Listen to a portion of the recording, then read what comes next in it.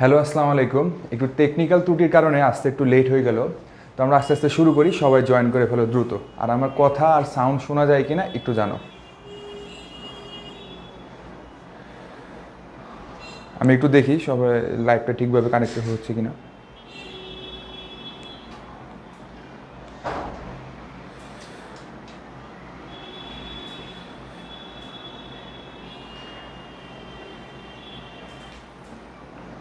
একটু জানাও, আমার এখানে এখন আসে নাই।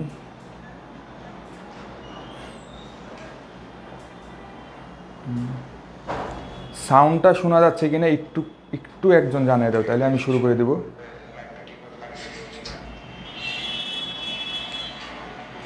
সবাই একটু নিজেদের টাইমলাইনে শেয়ার করে দাও, আমি আমার টাইমলাইনে শেয়ার করে দিচ্ছি।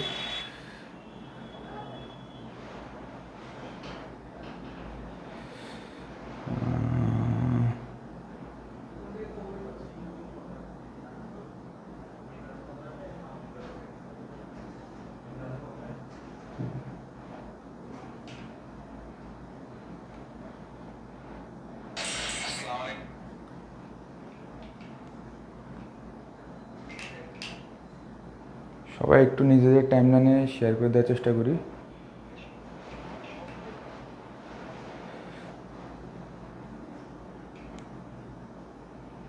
আমরা আর 2 মিনিটের মধ্যে শুরু করে দেবো আর কি পড়াশোনা। আজকে নিউটনের বলবিদ্যা যতটুকু পারি শেষ করে দেওয়ার চেষ্টা করবো আর কি। এই চ্যাপ্টারটা অনেক বড় একটা চ্যাপ্টার। এই চ্যাপ্টারে চাইলে 20 থেকে 30টা লেকচার নেওয়া পসিবল। এত বড় একটা চ্যাপ্টার। মোটামুটি বলা যায় হচ্ছে physics first paper second paper দুইটা পেপার মিলে সবচেয়ে গুরুত্বপূর্ণ যদি কোনো চ্যাপ্টার থাকে সেটা হচ্ছে নিউটনের বলবিদ্যা। চ্যাপ্টারটা সহজ চ্যাপ্টার, কিন্তু অনেক কাছে একটু জটিল মনে হয়। তো আমরা দেখবো আর কি আস্তে আস্তে। ঠিক আছে, এখন শুরু করতেছি, সবাই একটু জয়েন করে ফেলুক।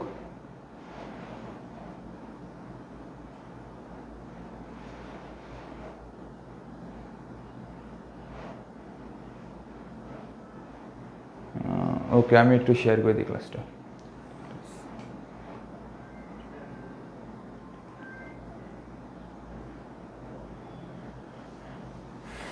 ওকে, আমরা তাহলে শুরু করি। হ্যাঁ,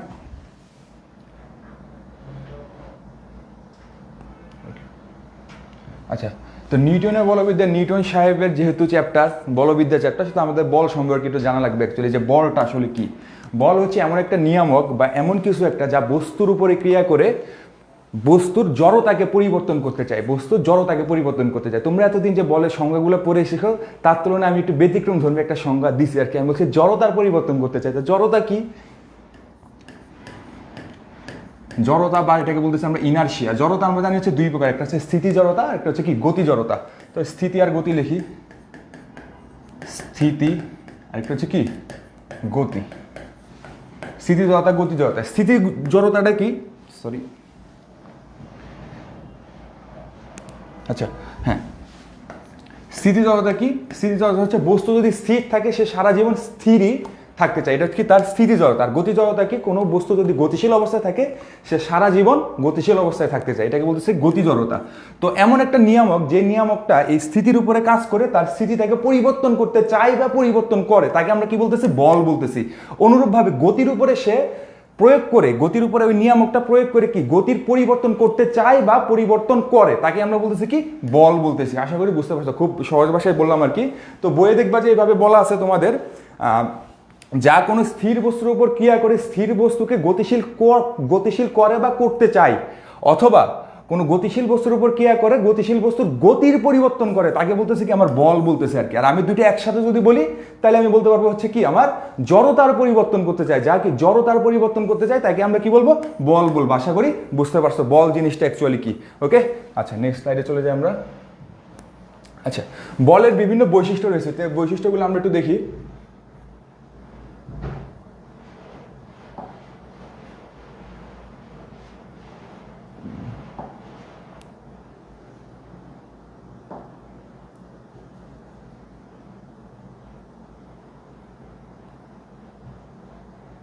একটু একটা মিনিট।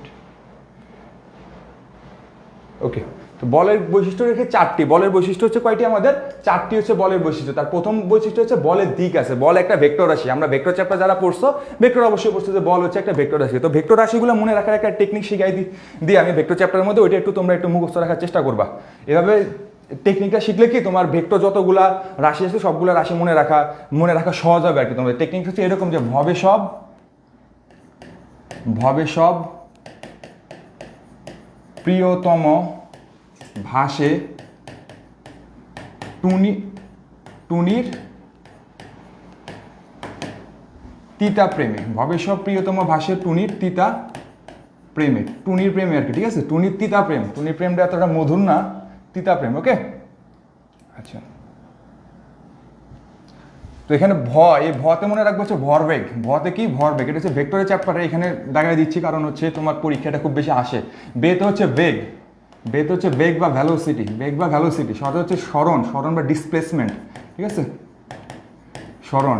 বতে হচ্ছে বল, ঠিক আছে, বা ফোর্স বলি এটাকে আমরা। পিতে হচ্ছে কি আমার পৃষ্ঠটান, পিতে হচ্ছে পৃষ্ঠটান, পিতে হচ্ছে আমার পৃষ্ঠটান, পিতে হচ্ছে পৃষ্ঠটান। ওতে হচ্ছে আমার কি ওজন, ওতে হচ্ছে ওজন, ঠিক আছে।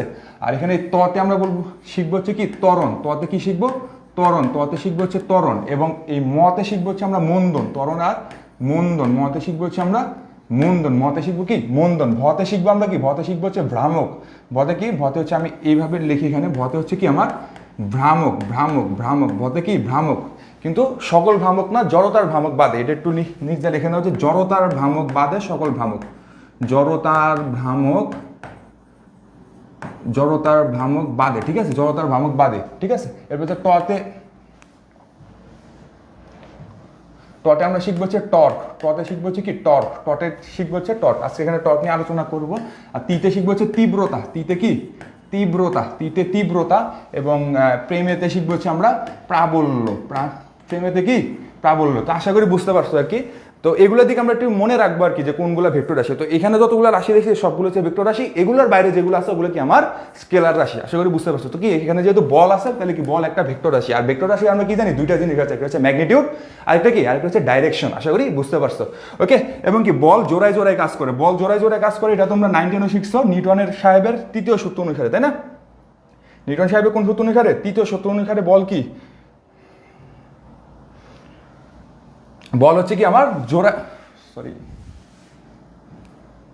বল হচ্ছে কি আমার জোড়ায় ক্রিয়া করবে। নিউটন সাহেবের তৃতীয় সূত্র অনুসারে বল হচ্ছে জোড়ায় ক্রিয়া করবে। জোড়ায় কিভাবে? নিউটন সাহেবের তৃতীয় সূত্রে বলছে কি, কোনো বস্তুর উপরে প্রযুক্ত বল তার কি প্রতিক্রিয়া বলের সমান এবং বিপরীতমুখী, প্রতিক্রিয়া বলের সমান এবং কি বিপরীতমুখী। তো একটা বস্তুর উপর আমরা যদি একটা বল দেই, ওই বস্তুটা কি আমাকে সেম ওই পরিমাণ বলটা কি আমাকে দিবে, এবং ওই বলটা কি অবশ্যই বিপরীতমুখী থাকবে। এজন্য আমরা বলতেছি কি বল সবসময় কি জোড়ায় ক্রিয়া করে। আর এরপরে বলছি কি বল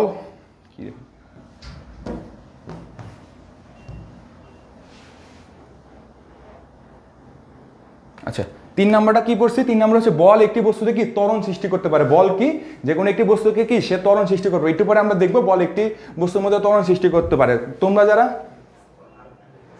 স্লো, ওকে, আচ্ছা, তোমরা যারা 9-10 পড়ছো একটা সূত্র তো শিখছো অবশ্যই, এফ সমান কি এম এ, এফ সমান এম। এই সূত্রটা আমরা আজকে আরো একটু প্রমাণ করবো। তো এফ সমান কি এম এ। এখন বল কি একটি বস্তুকে ত্বরণ সৃষ্টি করতে পারে। এখন এই বল যদি আমরা 0 বসাই, বল কত হবে?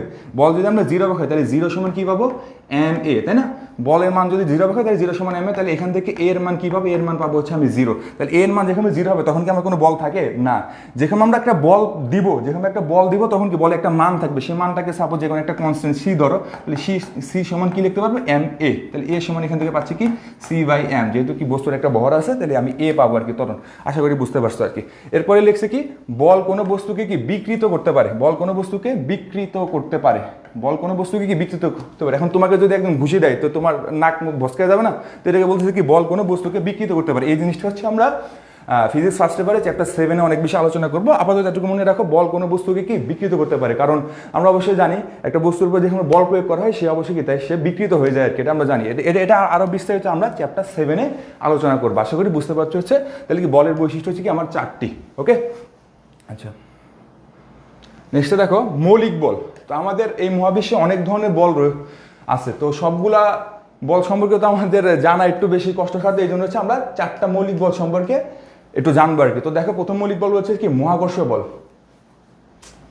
এরকম হচ্ছে কেন? হ্যাঁ, প্রথম মৌলিক বল বলতেছে কি মহাকর্ষ বল। তাহলে মহাকর্ষ বলটা কি? মহাকর্ষ বল হইতেছে এই মহাবিশ্বে যে কোনো দুইটি বস্তুর মধ্যে এক ধরনের বল কাজ করে, এই বলটাকে আমরা বলবো কি? মহাকর্ষ বল। এই মহাবিশ্বে যে কোনো দুইটা বস্তু কি হতে পারে? ধরো একটা পৃথিবী, এটা কি একটা পৃথিবী, এবং ধরো তোমার এক সূর্য, পৃথিবী এবং কি ধরো হচ্ছে এটা একটু, এটা পৃথিবী আর এটা ধরো হচ্ছে কাম কি? সূর্য। তাহলে পৃথিবীর একটা ভর আছে,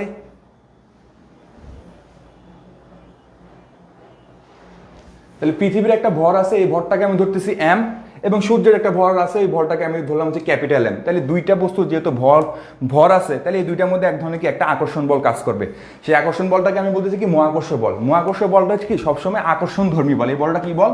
আকর্ষণ ধর্মী, আকর্ষণ ধর্মী, আকর্ষণ ধর্মী, ঠিক আছে? মহাকর্ষ বলটা হচ্ছে আকর্ষণ ধর্মী বল, আকর্ষণ ধর্মী বল, আকর্ষণ ধর্মী বল। এই বলটা কি? শুধু আকর্ষণ করবে। এই মহাবিশ্বে প্রতিটা বস্তুর সাথে প্রতিটা বস্তুরই কি এক ধরনের আকর্ষণ বল কাজ করছে, ওই বলটাকে বলতেছি কি আমরা? মহাকর্ষ বল। এই বলটা হচ্ছে খুবই ছোট মানের একটা বল। এখানে যতগুলো বল আছে, যে চারটা বল আছে, চারটা বলের মধ্যে সবচেয়ে ছোট। তো এই বলের এদিক থেকে তোমার কিছু এমসিকিউ আসে। সবচেয়ে বেশি এমসিকিউ আসে হচ্ছে কোন কণার পারস্পরিক বিনিময়ের ফলে মহাকর্ষ বলটা আমার কি উৎপন্ন হয়? সেটা হচ্ছে কি আমার গ্র্যাভিটন কণার। একটু লিখে নাও যে গ্র্যাভিটন কণার, গ্র্যাভিটন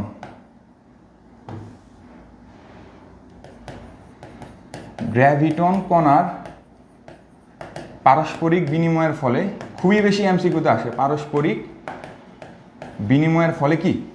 গ্র্যাভিটন কণার পারস্পরিক বিনিময়ের ফলে কি আমার মহাকর্ষ বলটা উৎপন্ন হয়। এবং এই বলের পাল্লা হচ্ছে অসীম। কারণ কি? আমি আগে বলছি কি এই বল এই মহাবিশ্বের যে কোনো দুইটি বস্তুর মধ্যে কি আমার দেখা যায় আর কি, যে কোনো দুইটা বস্তু, সেই বস্তুটা যদি তোমার এক আলোকবর্ষ দূরে থাকে আর এখানে যদি কোনো একটা বস্তু থাকে, তার মধ্যে কি দুইটা বস্তুর মধ্যে কি আমার এই বলটা কাজ করবে, মহাকর্ষ বল। তো এই মহাকর্ষ বল সম্পর্কে আমরা ইন ডিটেলস পড়বো হচ্ছে চ্যাপ্টার 6-এ।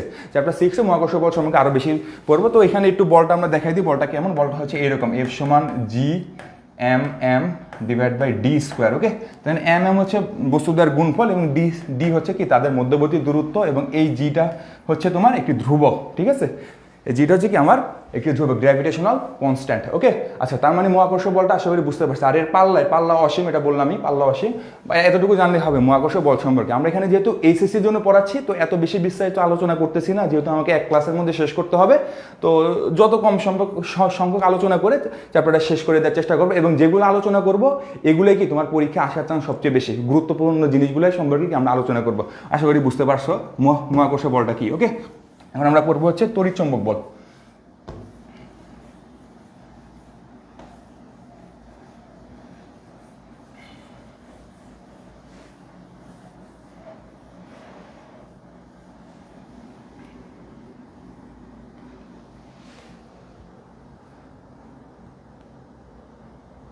আচ্ছা, তড়িৎচুম্বক বলটা কি? তড়িৎচুম্বক বল হচ্ছে দুইটি চার্জিত বস্তুর মধ্যে কি এক ধরনের বল কাজ করে। ওই চার্জিত বস্তুর মধ্যে যে বল কাজ করে ওই বলটাকে আমরা বলতেছি যে তড়িৎচুম্বক বল। চার্জিত বস্তু বা এটাকে আহিত বস্তু বলে। এই জিনিসটাকে একটু দেখাই।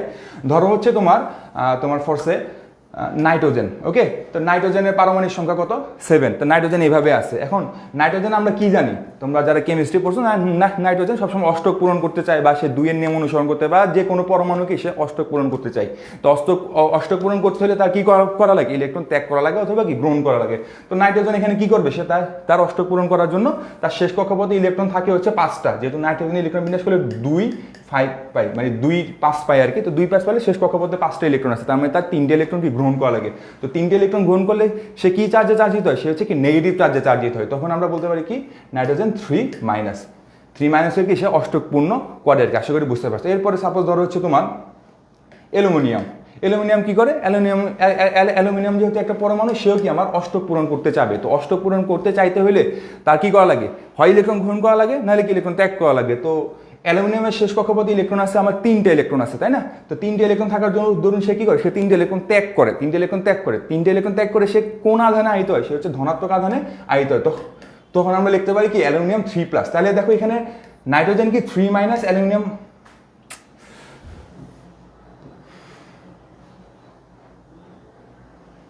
আচ্ছা, নাইট্রোজেন হচ্ছে 3- এবং অ্যালুমিনিয়াম হচ্ছে কি 3+, প্লাস চার্জ। সে কি প্লাস চার্জে চার্জিত, সে কি মাইনাস চার্জে চার্জিত। তার মানে এখানে কি দুইটা চার্জিত বস্তু আছে। তো এই বস্তুটাকে আমি এভাবে লিখি, ধরো এখানে একটা বস্তু, এই বস্তুটা চার্জ হচ্ছে -3, এখানে একটা বস্তু, এই বস্তুটা চার্জ হচ্ছে কি আমার +3।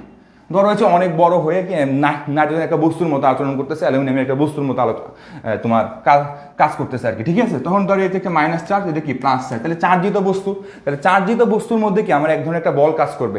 এই বলটা আকর্ষণধর্মী প্লাস কি বিকর্ষণধর্মী হইতে পারে, আকর্ষণ প্লাস বিকর্ষণ দুইটাই হইতে পারে। যদি প্লাস প্লাস থাকে অর্থাৎ সমধর্মী হয়, প্লাস প্লাস অথবা কি মাইনাস মাইনাস থাকে, তাহলে কি আমার বিকর্ষণধর্মী হয়, তাহলে কি হয় বিকর্ষণধর্মী। এটা জগতের নিয়মে কি আমার তোমার সমধর্মীগুলো কি বিকর্ষণ করে, আর বিপরীত ধর্মীগুলো প্লাস মাইনাস অথবা কি মাইনাস প্লাস যদি থাকে তাহলে কি আমার আকর্ষণ করবে আর কি, ঠিক আছে, আকর্ষণ করবে, আকর্ষণ করবে, ঠিক আছে। এটা হচ্ছে বিকর্ষণধর্মী বল আর এটা কি আমার আকর্ষণধর্মী বল। তাহলে এই দুইটা বস্তু, একটা হচ্ছে -3 একটা যদি +3 হয়, তখন কি বস্তুটা কি তারা আকর্ষণ করবে, আকর্ষণধর্মী বল হবে। তো এই বলটা কি আমার, এই বলটাকে বলতেছে কি তড়িৎ চৌম্বক বল। আশা করি বুঝতে পারছো তড়িৎ চৌম্বক বলটা অ্যাকচুয়ালি কি। এই তড়িৎ চৌম্বক বলটাও কি আমার অসীম পাল্লার মধ্যে কি আমার কাজ করে, মানে এদের দূরত্ব যদি অসীম হয় তখন কি আমার এই বলটা কি কাজ করবে। যদি ওই বলটার মান খুব কম হবে, তোমরা এই বলটা সম্পর্কে তোমরা তোমার ফিজিক্স সেকেন্ড পেপারে চ্যাপ্টার 2 স্থির তড়িৎ বা স্ট্যাটিক ইলেকট্রিসিটি, ওইখানে ভালো করে এই বলটা সম্পর্কে আমরা আরও বেশি আলোচনা করবো আর কি, বুঝছো। আচ্ছা, এটা ছিল কি আমার তড়িৎ চৌম্বক, এর পাল্লা হচ্ছে অসীম, আর এর হচ্ছে তোমার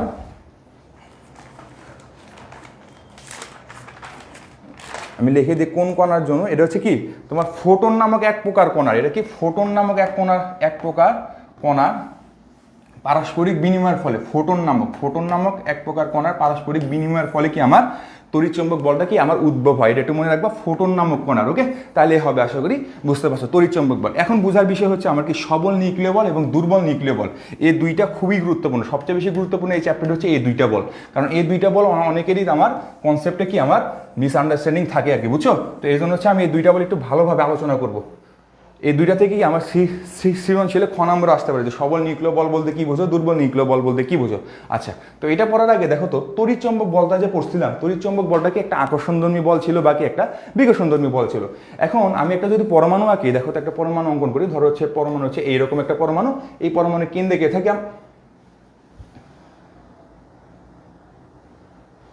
হ্যাঁ এই পরমাণু কেন্দ্রে থাকে হচ্ছে কি আমার কি নিউক্লিয়াস থাকে, কেন্দ্রে নিউক্লিয়াস থাকে এবং চারদিক থেকে কে যায়,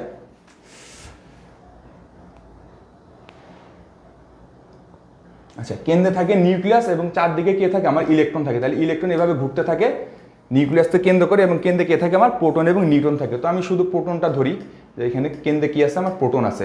এখন একটু আগে যে আমরা তড়িৎচৌম্বক বলটা পড়ছিলাম, এই বলের মধ্যে কি পড়ছিলাম, এই বলের মধ্যে পড়ছিলাম কি আমরা প্লাস এবং প্লাস দুইজনকে কি করে বিকর্ষণ করে এবং প্লাস মাইনাস দুইজনকে কি পরস্পর আকর্ষণ করে। এখন প্রোটনের চার্জ আমরা জানি কি পজিটিভ চার্জে চার্জিত, প্রোটন কোন চার্জে চার্জিত, পজিটিভ চার্জে চার্জিত, আর ইলেকট্রন কি নেগেটিভ চার্জে চার্জিত। এখন দেখো এখানে ব্যাপারটা কি ঘটছে, প্রোটন কোথায় আছে, নিউক্লিয়াসে আছে। নিউক্লিয়াস কি মানে পরমাণুর সবচেয়ে ক্ষুদ্র একটা অংশ, কিন্তু এখানে কি আমার মেইন ভরগুলা কি কার্যত করে আর কি। এখন এই ক্ষুদ্র অংশের মধ্যে প্লাস চার্জে অনেকগুলো চার্জ একসাথে আছে, এটা কি আসলে বাস্তবসম্মত বলো তো আমাকে? যদি আমরা তড়িৎচৌম্বক বলটা বুঝে থাকি, বাস্তবসম্মত না। কেন বাস্তবসম্মত না? কারণ হচ্ছে কি প্রোটন যেহেতু কি আমার পজিটিভ চার্জে চার্জিত, তাহলে এই সবগুলো প্রোটন কি আমার কি একসাথে থাকতে পারে? একসাথে থাকতে পারে না। কারণ কি তারা হচ্ছে কি বিকর্ষণ করবে, তারা কি বিকর্ষণ করে কি দূরে সরে যেতে চাইবে, তাই না? বিকর্ষণ করে দূরে সরে যেতে চাইবে। তার মানে কি এখানে এমন কিছু একটা আছে, এমন কোনো নিয়ামক আছে যে নিয়ামকটা আমার এই প্রোটনগুলোকে একসাথে কি আমার লাগায় রাখছে আর কি, ঠিক আছে, একসাথে কনজাস্টেড অবস্থায় রাখছে আর কি। তাহলে এই এমন যে কিছু একটা আছে, ওই কিছুটাই হচ্ছে কি আমার সবল নিউক্লিয় বল। তাহলে এই সবল নিউক্লিয় বলগুলো এই প্রোটনগুলোকে কি আমার অ্যাডজাস্টেড করে এখানে রাখছে আর কি। আশা করি বুঝতে পারছো যে সবল নিউক্লিয় বল অ্যাকচুয়ালি এটা কি, ওকে। তাহলে এই সবল নিউক্লিয় বলটা খুবই গুরুত্বপূর্ণ এবং সবল নিউক্লিয় বলটা হচ্ছে কি আমার সবচেয়ে শক্তিশালী বল। সবল নিউক্লিয় বল যদি না থাকতো তাহলে আমাদের অস্তিত্বই থাকতো না। কারণ কি আমাদের শরীরে বলো, দেহে বলো, বা যে কোনো বস্তুই বলো, সবখানেই তো কি আমার অনুপরমাণু আছে না? তো অনুপরমাণুর মধ্যে কি আমার ইলেকট্রন প্রোটন এগুলো তো আছে। তো প্রোটন কোথায় থাকে? নিউক্লিয়াসে থাকে। নিউক্লিয়াসে যদি না থাকে তাহলে কি আমাদের অস্তিত্ব থাকবে? অস্তিত্ব থাকবে না। এই জন্য হচ্ছে কি সবল নিউক্লিয় বলটা খুবই গুরুত্বপূর্ণ বল। আশা করি বুঝতে পারছো বিষয়টা। এখন এখান থেকে কিছু এমসিকিউ আসবে, এমসিকিউগুলো আমি লিখে দিই, লিখে নাও। আচ্ছা, সবল নিউক্লিয় বল হচ্ছে বোসন নামক এক ধরনের কণার, বোসন, এটাকে অনেক সময় গ্যাস বোসনও বলে। বোসন নামক এক ধরনের কণার পারস্পরিক বিনিময়ের ফলে কি আমার সবল নিউক্লিয় বলটা আমার উৎপন্ন হয়। আশা করি বুঝতে পারছো, ওকে। আচ্ছা, আর এর পাল্লার একটু মনে রাখো, এর পাল্লা হচ্ছে আমার 10^15 মিটার। 10 কত 15 মিটার, আশা করি বুঝতে পারছো। তাহলে 10^15 মিটার দূরত্বের মধ্যে যদি থাকে তখন কি আমার এই সবল নিউক্লিয় বলটা কার্যত হবে, এর বাইরে হবে না। আর এই দুইটার পাল্লা ছিল কত, এই দুইটা পাল্লা ছিল আমার অসীম ছিল। তাহলে এটা একটু মনে রাখবে আর কি, ঠিক আছে। তাহলে বোসন কণার পারস্পরিক বিনিময়ের ফলে কি আমার সবল নিউক্লিয় বল উৎপন্ন হয় এবং এর পাল্লা হচ্ছে আমার 10^15 মিটার। আশা করি বুঝতে পারছো। এখান থেকে আর কিছু জানা লাগবে না আর কি, বুঝছো। আচ্ছা, আরেকটা জিনিস জানতে পারো যে এই সবল নিউক্লিয় বলটা হচ্ছে তড়িৎচম্বক বল থেকে আমার 100 গুণ বেশি শক্তিশালী। এগুলো একটু তোমার মুখস্থ টাইপ পড়াশোনা। এটা কি 100 গুণ বেশি শক্তিশালী, 100 গুণ বেশি শক্তিশালী, 100 গুণ বেশি শক্তিশালী, শক্তিশালী কার তুলনায়? 100 গুণ বেশি শক্তিশালী হচ্ছে কি আমার তড়িৎচম্বক বলের তুলনায়, তড়িৎচম্বক বলের তুলনায়, তড়িৎচম্বক বলের তুলনায়। এটা পরীক্ষা আসে খুব, ঠিক আছে। একটু মুখস্থ করবা, মুখস্থ না আত্মস্থ করবে। আমি তো বুঝাই দিলাম যে এই বলটা অনেক বেশি শক্তিশালী। কত গুণ শক্তিশালী? বিজ্ঞানীরা এটা বের করে দেখছে 100 গুণ বেশি শক্তিশালী চম্বক, তড়িৎচম্বক বলের তুলনায়, বলের তুলনায়। আশা করি বুঝতে পারছো। ওকে, আর এখান থেকে তেমন কিছু নাই। ওকে, আচ্ছা ঠিক আছে। তাহলে এটা ছিল কি আমার সবল নিউক্লিয় বল। এবার আমরা পড়বো হচ্ছে কি দুর্বল নিউক্লিয় বল। সবল নিউক্লিয় বল বুঝলে দুর্বল নিউক্লিয় বল অটোমেটিকই বুঝবা।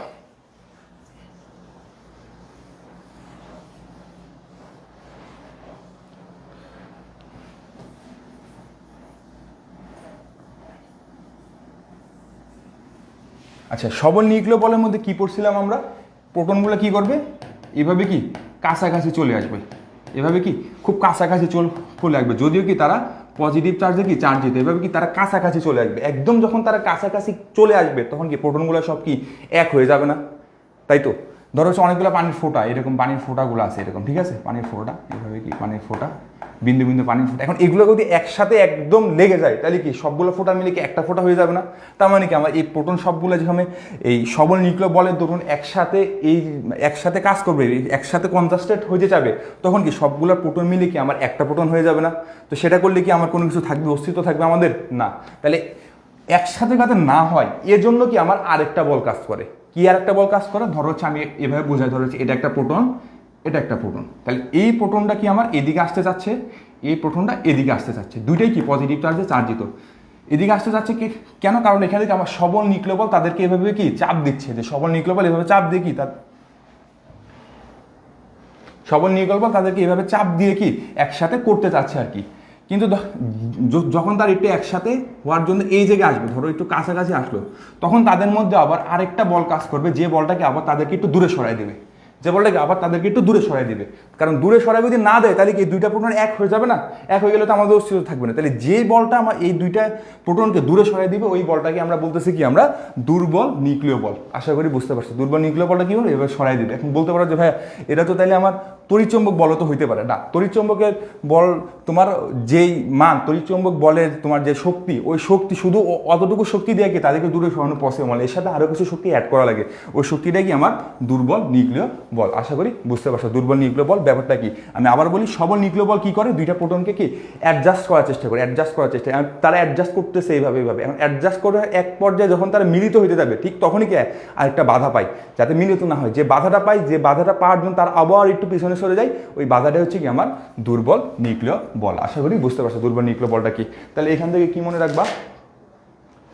আচ্ছা, এর পাল্লাটা মনে রাখবা কি? এর পাল্লাটা মনে রাখবা হচ্ছে 10^16 মিটার থেকে এটা হচ্ছে কত 10^18 মিটার। ঠিক আছে, এর পাল্লা হচ্ছে এত। অবশ্যই পাল্লাটা ছোট হতে হবে। সবল নিউক্লিয় বলের পাল্লা কত 10^15। ধরো হচ্ছে 10^15 এতটুকু। তার মানে এতটুকু যদি থাকে তখন কি সবল নিউক্লিয় বল বেশি কাজ করবে। তখন একটু যেখানে জায়গাটা যেখানে একটু কম হয়ে যাবে, মানে মাঝখানে দূরত্বটা আরও যখন ছোট হয়ে যাবে, তার মানে কত 10^6 বা 10^18 হয়ে যাবে, অর্থাৎ জায়গাটা ছোট হয়ে গেছে না? তখন কি আমার দুর্বল নিউক্লিয় বলটা কি কাজ করা শুরু করবে। আশা করি বুঝতে পারছো। তাহলে একটু চিন্তা করে দেখো, সৃষ্টিকর্তা কত সুন্দরভাবে আমাদের মহাবিশ্ব সৃষ্টি করে রাখছে। এই দুর্বল নিউক্লিয় বল যদি না থাকতো তাহলে কি আমার প্রোটনগুলো একসাথে হয়ে যেত, তখনই কি আমাদের অস্তিত্ব থাকতো না। আশা করি বুঝতে পারছো কি আমার দুর্বল নিউক্লিয় বল। ওকে ওকে, একটা মিনিট আমি একটু পানি খেয়ে নিই।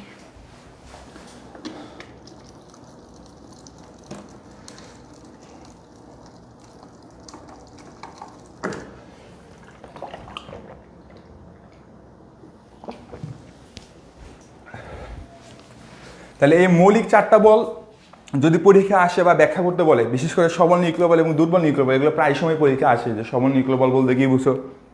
দুর্বল নিউক্লিয় বল বলতে কি বুঝো? আশা করি উত্তর করতে পারবা। তাহলে আমরা নেক্সট স্লাইডে চলে যাই। আচ্ছা, বলছে নিউটনের গতির সূত্র এবং বলের ধারণা। নিউটনের গতির প্রথম সূত্রটা কি?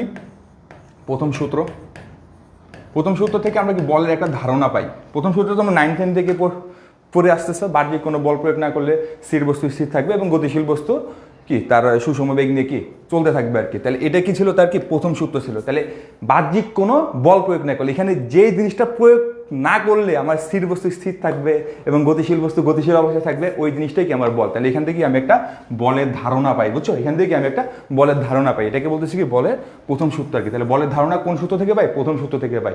এবং দ্বিতীয় সূত্র থেকে কি আমরা ওই বলটা এক্স্যাক্টলি কেমন হবে ওইটা হচ্ছে আমরা দ্বিতীয় সূত্র থেকে পাই। তাহলে দ্বিতীয় সূত্রটা কি ছিল? এটা তোমরা 9-10 থেকে পড়তেছো। তাহলে দ্বিতীয় সূত্রটা আমি একটু বলে দেখিয়েছিল। দ্বিতীয় সূত্র এখানে একটু এই সূত্রের প্রমাণটা একটু অন্যভাবে দেখবো আর কি। তাহলে দ্বিতীয় সূত্রটা কি ছিল? বস্তুর ভরবেগের পরিবর্তন হার বস্তুর উপর প্রযুক্ত বলের সমানুপাতিক এবং বস্তুর বল যেদিকে ক্রিয়া করে বস্তুর ভরবেগের পরিবর্তনই কি আমার সেই দিকেই ক্রিয়া করে। এটা তোমরা 9-10 জানো, এখানে ইন্টারে বই তো আছে, একটু দেখে নিবা আর কি সূত্রটা এটা। তো আমি এই সূত্রটা লিখিয়েছি বস্তুর ভরবেগের পরিবর্তন হার। তাহলে কি বস্তুর ভরবেগ তাহলে শুরুতে ভরবেগ ছিল ধরলাম আমি হচ্ছে mu এবং পরবর্তীতে ভরবেগ হচ্ছে কি আমার mv, ঠিক আছে? তো শেষ বেগ v আর আদি বেগ হচ্ছে u। তো আর তার ভর m তো আমার কনস্ট্যান্টই থাকবে, তাই না? তাহলে শুরুতে কি ছিল mu এবং শেষে যে কি হয়েছে mv হয়েছে আর কি বস্তু। তাহলে ভর বেগের পরিবর্তন, তাহলে ভর বেগের পরিবর্তন কি হবে? mv minus mu। ভর বেগের পরিবর্তনের কি হার। ফিজিক্সে একটা জিনিস মনে রাখবা, পরিবর্তনের হার যেখানে বলবো ওই সময় আমার সময় দ্বারা ভাগ দিবা। পরিবর্তন হার বললে কি সময় দ্বারা ভাগ দেওয়া, পরিবর্তনের হার বললে কি সময় দ্বারা ভাগ দেওয়া। তাহলে পরিবর্তনের হার বস্তুর উপর প্রযুক্ত বলের সমানুপাতিক। বস্তুর উপর কি প্রযুক্ত বলের সমানুপাতিক। এটা হচ্ছে আমি নিউটনের দ্বিতীয় সূত্র থেকে বলতেছি। তাহলে প্রযুক্ত বলটা কি ছিল? এফ ছিল আর কি। তাহলে এফ এর কি আমার সমানুপাতিক। আশা করি বুঝছো। তাহলে এখান থেকে কি লিখতে পারি বলো তো? আমার এফ সমান কি? এফ সমান ধরে সমানুপাতিক চিহ্ন উঠে দিয়ে একটা ধ্রুবক লিখতে পারি। সেই ধ্রুবকটা হচ্ছে কে, আর এখানে এম কমন নিতে পারি। এম কমন নিলে পাচ্ছি আমি কি ভি মাইনাস ইউ বাই টি পাচ্ছি আর কি, ঠিক আছে? তাহলে এখান থেকে আমরা 9-10 একটা সূত্র শিখছিলাম, সেটা কি ছিল? ভি সমান ইউ প্লাস এ টি। তাহলে এখান থেকে আমরা এ সমান কি পাই? এ সমান পাই হচ্ছে V minus U by T, V minus U by T. তাহলে এখান থেকে দেখো এই ভি মাইনাস ইউ বাই কি পাইছি? এ পাইছি। তাহলে এখান থেকে জাস্ট কে এম এ, ঠিক আছে? এখন এই বিজ্ঞানী নিউটন সাহেব এই কে এর মান সে 1 ধরাই দিচ্ছে আর কি আমাদের। তাহলে কে এর মান 1 বসালে এখানে পাবো হচ্ছে এফ সমান এম এ।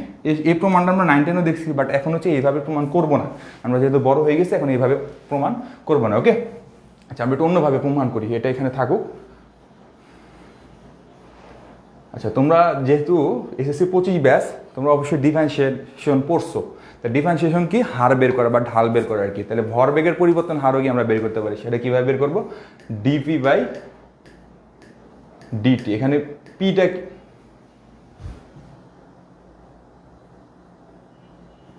এখানে পিটা হচ্ছে কি ভরবেগ। পিটা কি ভরবেগ। তাহলে ভরবেগের পরিবর্তনের হার, ভরবেগের কি পরিবর্তনের হার মানে কি সময় দ্বারা ভাগ। তাহলে DP by DT, DP by কি ডিটি। ভরবেগের পরিবর্তনের হার প্রযুক্ত বলের কি সমানুপাতিক। তাহলে এটা সমান কি লিখতে পারবো আমি?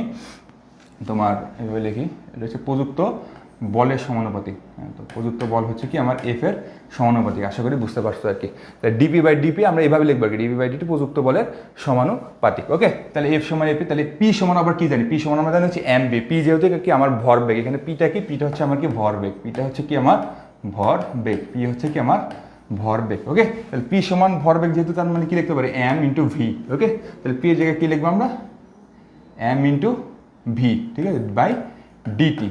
যেহেতু ভি একটা ভেক্টর আসে, এখানে উপরে একটা ভেক্টর সিম্বল দিব আর কি। তাহলে এটা সমানুপাতিক কি লিখতে পারবো? এফ লিখতে পারবো। হচ্ছে ভরবেগের পরিবর্তন হার বলের সমানুপাতিক, জাস্ট এটাই লিখতে এসেছে। এবং বল যেদিকে ক্রিয়া করে বস্তুর ভরবেগের পরিবর্তন হারও কি সেদিকে ক্রিয়া করে। এগুলো দুইটার সামনে কি আমার প্লাস চিহ্ন, দেখি মাইনাস চিহ্ন দেওয়া হয় নাই। মাইনাস চিহ্ন দেওয়া হলে কি আমার বিপরীত দিক বুঝাইতো আর কি। এখানে বলছে কি দ্বিতীয় সূত্র বলছে একই দিকে ক্রিয়া করে, এই জন্য কি আমরা দুইটারই সামনে কি প্লাস চিহ্ন দিচ্ছি আর কি। এবারে বুঝছো, ওকে? তাহলে এমটা এখানে সামনে চলে আসবে আর এখানে কি থাকবে? ডিভি বাই ডিটি, ঠিক আছে, সমানুপাতিক এফ। এফ তো কি আমার একটা ভেক্টর আসি, এফ এর সামনে কি তোমরা ভেক্টর সিম্বল দিবা। তাহলে এটা কি আমার DV by DT. DV by DT কি আমার বেগের পরিবর্তন হার। বেগের পরিবর্তনের হারকে জান কি বলে? বেগের পরিবর্তন হারকে বলা হচ্ছে আমাকে অ্যাক্সিলারেশন বা কি ত্বরণ, ওকে? ভেলোসিটির পরিবর্তন হারকে আমরা কি বলে? অ্যাক্সিলারেশন বা ত্বরণ। তাহলে এখানে কি লিখতে পারবো? এম এ সমানুপাতিক এফ ভেক্টর, ওকে? তাহলে এখান থেকে আমি যদি লিখি তাহলে এফ সমান কি পাবো হচ্ছে আমি কে এম এ। তো স্যার আমাদেরকে স্যার কি বিজ্ঞানী নিউটন স্যার আমাকে কে এর মান 1 ধরাই দিচ্ছে, তাহলে কে এর মান 1 বসালে এখানে কী পাবো এম এ পাবো। এটা হচ্ছে কি আমার নিউটনের গতির দ্বিতীয় সূত্রের মেন ফর্মুলা। এই সূত্র দিয়ে কি সব ধরনের ম্যাথ সলভ করতে পারবে, বাট এটা দিয়ে কি আমার সব ধরনের ম্যাথ সলভ করা যায় না এই সূত্রটা দিয়ে। ওকে, বিভিন্ন ম্যাথ এই সূত্রটা ইউজ করলে কি আমার সলভ করা যাবে না। যেমন ধরো একটা ট্রাক চলতেছে, ট্রাক এর তোমার পিছন দিয়ে বালু পড়তেই চলতেছে, মানে বালু পড়তে ট্রাকটা চলতেছে আর কি, তখন কি আমার এই সূত্রটা ইউজ করলে হবে না আর কি। এই ম্যাথগুলো আমরা সামনে হয়তো দেখবো, আজকে ক্লাসে হয়তো দেখবো না, আজকে জাস্ট এসএসসির জন্য যেগুলো ইম্পর্টেন্ট শুধু ওগুলোই দেখবো আর কি। তাহলে সূত্রটা প্রমাণ আশা করি বুঝছো। এই সূত্রের প্রমাণও কি আমার খ নাম্বারে চলে আসে, তো তখন কি আমরা এইভাবে প্রমাণটা করবো আর কি। ওকে, আশা করি বুঝছো। আচ্ছা, এরপরে কি আমার নিউটনের গতির তৃতীয় সূত্র, দুইটা সূত্র দেখছি। প্রথম সূত্র কি বলের ধারণা দিছে, তৃতীয় সূত্রটা কি আমার বলটা কেমন হবে ওইটা আমাদেরকে বলছে আর কি। তো আমরা এইভাবে বের করবো আর কি বলটা। এবং তৃতীয় সূত্রটা কি ছিল, বস্তুর উপর প্রযুক্ত বল, কোনো বস্তুর উপর প্রযুক্ত বল তার কি বিপরীতমুখী আরেকটা বল কি প্রযুক্ত করবে আর কি, সে কি একটা প্রতিক্রিয়া বল দিবে আর কি। ধরো হচ্ছে এক একটা বস্তু, আমি তৃতীয় সূত্রটা দেখাই দিই। দেখো, তাহলে এই বস্তুর উপরে আমি যদি একটা বল দিই এফ বল, এই বস্তুটার কি আমি একটা এফ বল প্রয়োগ করছি, তাহলে এই বস্তুটা কি আমার আবার সেম এই এফ বলটা কি আমার প্রতিক্রিয়া বল হিসেবে দিবে। বাট কোন দিকে, সে যেদিকে বল পাইছে তার বিপরীত দিকে, সে এই বরাবর বল পাইছে, তাহলে কি তার বিপরীত দিকে বলটা দিবে, তার মানে তখন এই বরাবর কি আমার বলটা দিবে আর কি। আশা করি বুঝছো। তাহলে এই বরাবর যে বলটা দিছে ওই বলটাকে আমরা বলবো কি এফ বল। যেহেতু এটা দিক ভিন্ন, তাহলে এটাকে আমরা মাইনাস চিহ্ন দিব আর কি। তাহলে আমরা এটা এইভাবে লিখতে পারি যে এফ যেটা দিছি F1 সমান কি, আর যেটা পাইছে এটা যদি F1 ধরি হচ্ছে F2 ধরি, তাহলে আমরা বলতে পারবো হচ্ছে F2। ঠিক আছে, F2। এখন আমার একটা কোশ্চেন, সেটা হচ্ছে এই কোশ্চেনটা খুবই থিওরিক্যাল একটা কোশ্চেন। দেখো, এই বস্তুটার উপর কি এই বরাবর এফ বল প্রয়োগ হয়েছে, আবার এইদিকে কি আমার সেম এফ বলটাই প্রয়োগ হচ্ছে, তার মানে কি এই বস্তুটার উপরে এইভাবে যাচ্ছে এফ, আবার এইভাবে যাচ্ছে কি আমার এফই যাচ্ছে।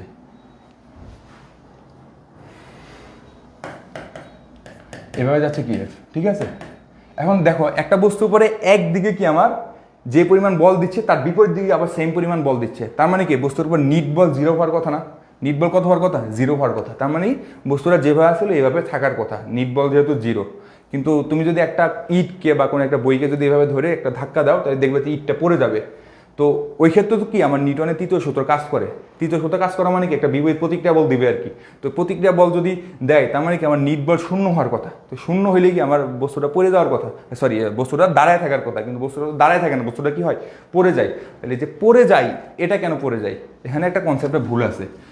ভুলটা কি আমার, আমি বস্তুকে কি দিছি বল দিছি এফ বল, বস্তু এই এফ এর বিপরীত যে প্রতিক্রিয়া বলটা দিছে ওই প্রতিক্রিয়া বলটা কি বস্তুকে কি নিজে দিছে না, বস্তুকে নিজে দেয় না, বস্তু কি আমাকে দিছে, বস্তু কি আমাকে দিছে। তাহলে এই যে এই এফ বলটা পাচ্ছি, এই বলটা কি বস্তু আমাকে দিছে, বস্তু কাকে দিছে আমাকে দিছে। তাহলে এই বস্তুর উপর শুধুমাত্র কোন বল কাজ করবে,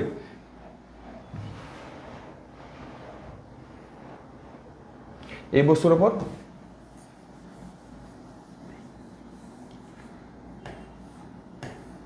তাহলে এই বস্তুর উপর কি আমার শুধুমাত্র কি আমার এফ বল কাজ করবে, এই বস্তুর উপর শুধুমাত্র কি আমার এফ এই বলটা কি আমার কাজ করবে। কিন্তু এই বস্তুটা যে বলটা দিবে ওই বস্তুটা কি আমার আঙ্গুল উপরে দিবে, আমি যদি আঙ্গুল উপরে আঁকি আমার কি আঙ্গুল উপরে কি সে আমার এফ বলটা দিবে, ওই এফ বলটা কি আমার আঙ্গুল উপরে কাজ করবে, সেটা হচ্ছে এই বরাবর। বুঝছো, তাহলে বস্তুর উপর কি শুধু এফ বরাবর কাজ করবে, সেটা কোন দিকে এই দিকে। এই জন্য কি আমার যদি ইটের উপরে তুমি বল দাও, ইটটা কি এভাবে পড়ে যাবে। ঠিক আছে, তোমরা যারা এসএসসি পাস করে বিভিন্ন কোচিং সেন্টারে টিচার হওয়ার জন্য যাবা, তো এই কোশ্চেন অনেক সময় ধরে যে নিউটনের তৃতীয় সূত্র অনুসারে তো ক্রিয়া বল এবং প্রতিক্রিয়া বল তো সমান হয়। তো সমান যদি একটা বস্তুর উপরে, তাহলে বস্তুটা দাঁড়ায় থাকার কথা, বস্তুটা পড়ে যায় কেন। এটার ব্যাখ্যা হচ্ছে এটা যে এই বস্তুটা কি তোমার ক্রিয়া বলটা শুধু বস্তুর উপরে কাজ করবে, আর প্রতিক্রিয়া বলটা কি আমার আঙ্গুলের উপরে কাজ করবে। তাহলে এর উপরে কি শুধু এফ বল কাজ করতে, তাহলে এই বলটা কি এদিকে পড়ে যাবে আর কি। আশা করি বুঝতে পারছো বিষয়টা। ওকে, তাহলে নিউটনের গতি সূত্রগুলো আমরা দেখলাম কোনটা কি বলছে আর কি। ওকে, তাহলে নেক্সট স্লাইডে চলে যাই। তোমাদের কি অবস্থা, তোমরা কোনো কোশ্চেন করতেছো কিনা দেখি।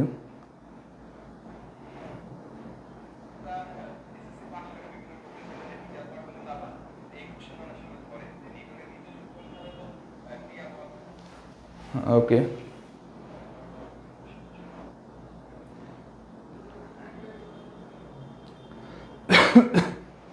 আচ্ছা, তারপর আমরা দেখবো হচ্ছে বলের ঘাত। বলের ঘাত জিনিসটা কি, বলের ঘাত হচ্ছে কোনো বস্তুর উপর প্রযুক্ত বল এবং যত সময় ধরে বলটি প্রয়োগ হয়েছে তার গুণফলকে কি বলের ঘাত বলে, তার গুণফলকে কি বলে বলের ঘাত বলে, একে কি যে দ্বারা প্রকাশ করা হয়। তো বলের ঘাত জিনিসটা খুবই সহজ একটা জিনিস, মানে কোনো প্রযুক্ত বল এফ এবং যত সময় ধরে বলটি প্রয়োগ করা হয়েছে তার গুণফল কি এফ টি, এটাকে কি বলবো আমরা বলের ঘাত যে বলবো আর কি, এটা কি বলবো আমরা বলের ঘাত যে বলবো। তাহলে আমরা একটা সূত্র শিখছি না, সূত্রটা কি ছিল তোমার এফ সমান কি ছিল এম এ, এফ সমান কি ছিল এম এ, তাহলে এফ সমান আমরা এখানে কি লিখতে পারি M into V minus U by T, V minus U by কত টি লিখতে পারি। ওকে, তাহলে দেখো এখানে এই টিটা যদি আমরা গুণ দিই তাহলে এফ টি সমান কি পাচ্ছি এম ভি মাইনাসের এম ইউ, এই এমটা যদি গুণ করে দিই তাহলে এটা সমান আমরা কি লিখতে পারি জে লিখতে পারি। তাহলে জে এর সূত্র কয়টা দুইটা, একটা হচ্ছে কি এফ টি, একটা হচ্ছে কি M V minus M U, এটা কি আমার যে বা বলের ঘাত। ওকে, তো বলের ঘাতের এককটা খুব বেশি পরিমাণ পরীক্ষা আসে, বলের ঘাতের একক খুব গুরুত্বপূর্ণ একক,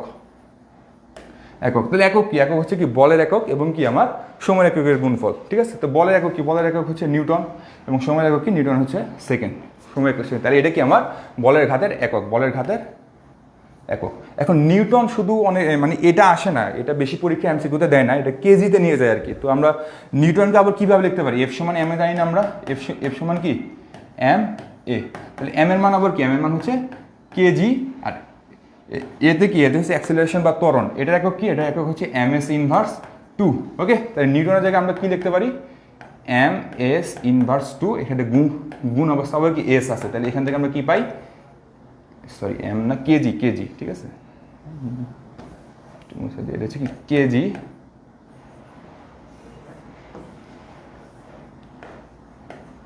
KG M S inverse two into S. Okay, এখানে নিউটন সমান কি আবার লেখা যায় KG M S inverse two, এটা আমি এখান থেকে দেখাইছি KG M S inverse two, তাহলে ইনভার্স টু এবং এস এটা গুণ করলে আবার কী পাবো KG M S inverse one. তাহলে এইটাই কি আমার খুব বেশি পরিমাণ এমসিকিউতে আসে, যে এটা কি কি আমার, এটা হচ্ছে কি আমার বলের ঘাতের একক KG M S inverse one, এটা কিন্তু ভুল করা যাবে না। ওকে, এটা কিন্তু ভুল করা যাবে না। ওকে, এটা আবার তুমি মাত্রা বের করতে পারো, এটা কি মাত্রা, তাহলে মাত্রা কী হবে কেজি মানে কি, কেজি হচ্ছে মাস বা ভর আর কি, এগুলো হচ্ছে এম, আর এমটা কি মিটার বা লেন্থ আর কি, এগুলো হচ্ছে আমরা এল লেখা, টিটা কি টি হচ্ছে কি আমার টাইম বা টি, আর এখানে ইনভার্স ওয়ান আছে, এটা হচ্ছে ওয়ান। ওকে, আশা করি বুঝছো, বুঝছো, তাহলে আমি একবার লিখে দিয়েছি একক কি, এটা একক হচ্ছে কেজি এম এস ইনভার্স,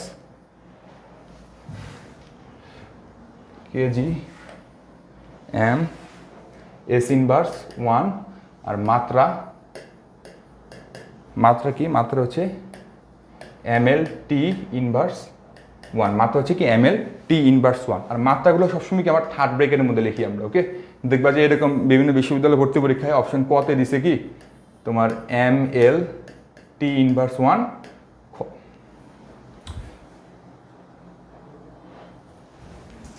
খতে দিছে কি, খতে দিবে হচ্ছে কি আমার M L T inverse one, এটা কি থার্ড ব্রেকেটে দিছে।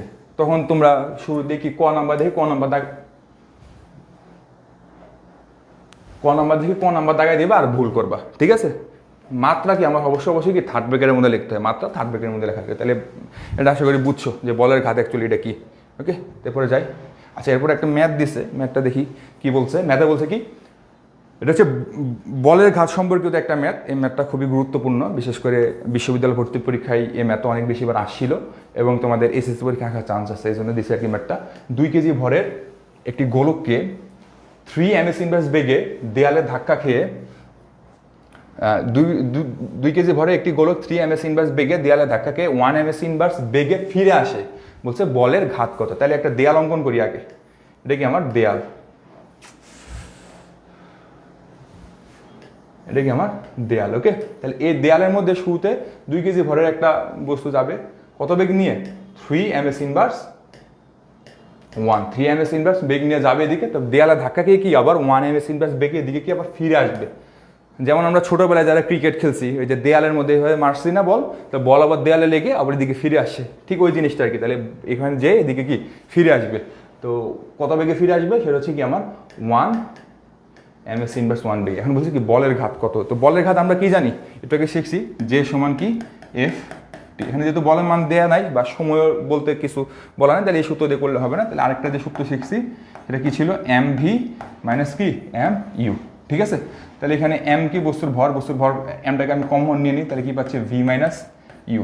তাহলে দেখো এম কত দেয়া, এম এর মান দেওয়া হচ্ছে 2 কেজি, তাহলে এখানে 2 বসাও, ভি ভি মানে কত শেষ বেগ কত ছিল 1 ছিল, তাহলে এখানে 1 বসাও, এবং আদি বেগ কত ছিল 3 ছিল, তাহলে এখানে 3 বসাও, তাহলে কত হয় এখানে 2 ইন্টু মাইনাসের 2, তার মানে কত হয় -4, তোমার কত বলের ঘাতে এখন কী শিখছিলাম নিউটন এস। তাহলে এইভাবে করবা উত্তর হয়ে যাবে, কিন্তু এভাবে করলে সম্পূর্ণ অঙ্কটা কি আমার ভুল। কারণ কি, কারণ ভেক্টর চ্যাপ্টারে তোমাদেরকে পড়াইছি ভেক্টরের দুইটা জিনিস, একটা হচ্ছে মান আর একটা হচ্ছে দিক, এই জিনিসটা কনসার্ন আনা লাগবে। মান এবং দিক, বেগ কি আমার একটা ভেক্টর রাশি, তাহলে এই বেগটা কাজ করতেছিল এই দিকে এবং এটা কাজ করতেছিল কোন দিকে, এই দিকে। তাহলে এই দিকে যেটা কাজ করতেছে এটাকে তুমি যদি প্লাস ধরো, এদিকে যেটা কাজ করতেছে এটাকে আমার কি ধরা লাগবে, অবশ্যই মাইনাস ধরা লাগবে। তার মানে কি, যেটা এদিকে কাজ করতেছে ওটাকে আমি কি মাইনাস ধরবো, যেহেতু আমি এটাকে এদিকে প্লাস ধরছি। তুমি যদি চাও যে এইদিকে যেটা যাচ্ছে 3কে তুমি মাইনাস ধরতে পারো, তাহলে সেক্ষেত্রে কি আমার 1কে আমাকে প্লাস ধরা লাগবে। তো আমি এটা করতেছি না, আমি 3কে প্লাস ধরতেছি, তাহলে কি অবশ্যই 1কে কি মাইনাস ধরা লাগবে, যেহেতু তার দিক বিপরীত দিকে। তাহলে 1কে কি আমার মাইনাস ধরা লাগবে কি, তাহলে শেষ বেগ কত,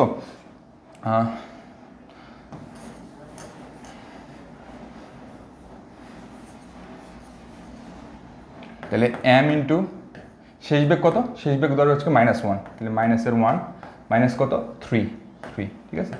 তাহলে বস্তুর ভর কত ছিল, বস্তুর ভর ছিল হচ্ছে আমার 2 কেজি, তাহলে 2 ইন্টু কত -4, দ্যাট মিনস কত এখানে -8, আর এটা হচ্ছে নিউটন এস। এখানে মাইনাস কেন আসে, মাইনাস দ্বারা বোঝাচ্ছে হচ্ছে বলটা এই দিকে আসছে, বলটা কোন দিকে আসতেছে এখন, এই বরাবর আসতেছে। তাহলে এই বরাবর আসতেছে মানে কি, এই বরাবর দিকটাকে আমরা কি ধরছি, দেখো এই বরাবর দিকটাকে আমরা মাইনাস ধরছি, এজন্য কি আমার মাইনাস আছে। অ্যাকচুয়ালি এইদিকে আসার কথা, আমাদের বলটাকে যদি এইভাবে মারি দেয়ালের মধ্যে বাড়ি খেয়ে বলটা তো এইদিকে আসবে, মানে এই বরাবরই আসবে। যদি এইভাবে মারি বলটা বাড়ি খেয়ে এইদিকে আসবে, তো এইদিকে যদি আসে ওই দিকটাকে আমরা কোন দিক ধরছি, মাইনাস দিকে, এজন্য কি সামনে মাইনাস দিকে আসছে।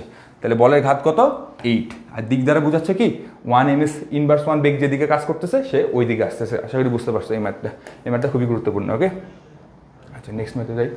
আচ্ছা হচ্ছে ঘাত বল। ঘাত বলটা তোমার এমসিকিউতে আসে বা ক নাম্বারও আসে, এখানে দিছি। খুব অল্প সময় আলোচনা করবো। খুব অল্প সময়ের জন্য খুব বড় মানের যে বল প্রযুক্ত হয় তাকে কি ঘাত বল বলে। খুব অল্প সময়ের জন্য সে প্রযুক্ত হবে। যেমন ধরো আমরা যখন ছোটোবেলায় স্কুলে পড়াশোনা করছি, আমাদের স্যাররা আমাদেরকে মারতো, পিঠের মধ্যে এভাবে ঠাস করে মারতো। তো ঠাস করে যে মারতো খুব কম সময় না, খুব কম সময়ের মধ্যে অনেক জোরে মারতো আর কি। তো এটা কি আমার ঘাত বল। এখানে সময়ের পরিমাণটা কি, সময় পরিমাণ টেন্স টু 0, সময়ের পরিমাণ কি টেন্স টু 0, সময়ের পরিমাণ টেন্স টু 0 মানে কি সময়টা কি আমার একদম শূন্যের কাছাকাছি হবে। তখন ওই বলটাকে আমরা বলবো কি ঘাত বল। ঘাত বলটা হচ্ছে একটা অনেক বড় মাপের বল। ঘাত বলটা কি অনেক বড় মাপের একটা বল। কারণ কি দেখো এফ সমান কি জানি আমরা m v - u/t। ওকে, তো টি এর মান যদি ছোট হয়, টি এর মান যদি ছোট হয় তাহলে কি v - u/t এটা কি অনেক বড় হবে না। টি এর মান টি যেহেতু ভাগ অবস্থা আছে, টি এর মান যদি ছোট হয় তাহলে এই মানটাকে অনেক বড় হবে, তখন ঘাত বলটা হচ্ছে অনেক বড় একটা মান পাবে। এই জন্য ঘাত বলটাকে কি বলে অনেক বড় একটা বল বলা হয়। আশা করি বুঝছো। এটা হচ্ছে তোমার ক নাম্বারে আসে, কোনো দিছি আর কি এটা, ঠিক আছে। ওকে, তারপরে কি বলছে, আচ্ছা নিউটনের গতিশক্তির কিছু প্রয়োগ দেখবো আমরা। ওকে, তো প্রথম প্রয়োগ কি, মানুষের হাঁটা। আচ্ছা মানুষের হাঁটার প্রয়োগটা দেখি, এটা আমরা ভেক্টর চ্যাপ্টারে দেখছি। মানুষ অ্যাকচুয়ালি কীভাবে হাঁটে দেখো বিষয়টা। মানুষের পা আমি যদি অঙ্কন করতে চাই,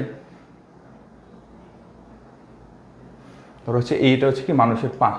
মানুষ কি একটু অ্যাঙ্গেল করে হাঁটে না, মানুষ হচ্ছে কি একটু অ্যাঙ্গেল করে হাঁটে, মানুষ কি একটু অ্যাঙ্গেল করে হাঁটে। তো সে ধরো হচ্ছে এইভাবে হাঁটতেছে, তো বল প্রয়োগ করে কি একটু অ্যাঙ্গেল করে হচ্ছে এইভাবে বল করে। তুমি দেখবা তুমি যখন হাঁটার সময় পিছনে পা তুমি দাও, তুমি কি একটু অ্যাঙ্গেল করে হাঁটো। তো এই বরাবর যে সে বলটা দেয় মাটির মধ্যে সে এই বরাবর কি একটা বল দিবে, মাটির মধ্যে এই বরাবর কি একটা বল দিবে, সে বলটা কি আমার এফ বল। তো মাটি কি আবার এই সেই এফ বলটা কি মানুষকে আবার বিপরীত প্রতিক্রিয়া বল হিসাবে তাকে কি আবার রিটার্ন করবে। মানে কি ওই যে নিউটনের তৃতীয় সূত্র অনুসারে কি এই এফ বলে কি একটা বিপরীত বলকে সে মাটি আবার আমাকে দিবে আর কি। তো ওই বলটাকে আমি ধরি,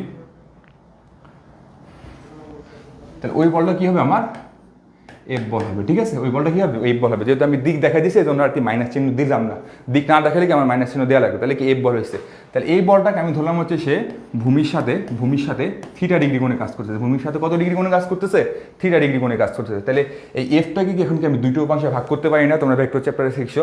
তাহলে কি দুইটা উপাংশে ভাগ করলে এক্স অক্ষ বরাবর কি থাকবে, যেহেতু যার সাথে থিটা তার সাথে আমরা কি নেই কস নেই, এদিকে থাকবে কি আমার এফ কস থিটা, এফ কি কস থিটা, আর উপর বরাবর উলম্ব বরাবর কি থাকবে এফ সাইন থিটা।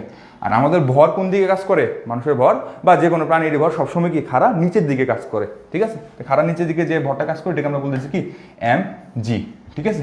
তাহলে এদিকে যেহেতু এম জি কাজ করতেছে, উপরে যেহেতু এফ সাইন থিটা কাজ করতেছে, এবং আমরা যেহেতু মাটির উপরে থাকি, মাটির মধ্যে একদম ঢুকেও যায় না, আবার উপরে কি উড়েও যায় না। তার মানে কি এই এম জি আর এফ সাইন থিটা কি দুইটা কি আমার সমান, তাহলে এখানে লিখতে পারবো কি এফ সাইন থিটা সমান কি আমার এম জি।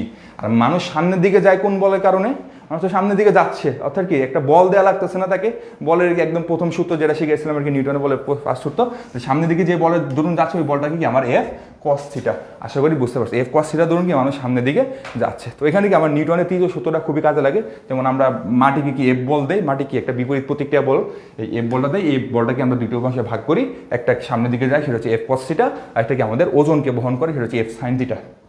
এখন ধরো আমি চাইলাম হচ্ছে কি আমি মাটি থেকে একদম মহাকাশে চলে যাবে একটা লাফ দিয়ে, তাহলে আমার কি করা লাগবে দেখো, এমনভাবে আমার লাফ দেওয়া লাগবে যাতে এফ সাইন থিটার মানটা কি আমার এমজি থেকে বড় হয়। এফ সাইন থিটার মানটা কি হতে হবে আমার এমজি থেকে যদি বড় হয় তাহলে কি আমরা মহাবিশ্বে চলে যেতে পারবো। বাস্তবে কি এটা সম্ভব নয়, অনেক বড় একটা মান দেওয়া লাগে এম এর, মানে বড় একটা মান দেয়। এম এর ভর আমাদের মোটামুটি সবাই 60-70-80 কেজি, তাই না? তো জি এর মান করে অনেক বড় একটা বল পাই, বাট এই বলটাকে অনেক ছোট একটা বল হয় আর কি। তো এই জন্য কি আমরা মহাবিশ্বে যাইতে পারি না আর কি। বাট এটা যদি কোনোভাবে সম্ভব হয়, তুমি যদি এমজি থেকে অনেক বড় মানে বল এবং তার সাথে যদি সাইন থিটা গুণ করো তাহলে কিন্তু মহাবিশ্বে চলে যেতে পারবা। আশা করি বুঝছো। এরপরে কি আমরা ঘোড়ার গাড়ির টানাটা দেখবো। ঘোড়ার গাড়ি টানা, ঘোড়ার গাড়ি টানাটাও সেম এরকমই অনেকটা।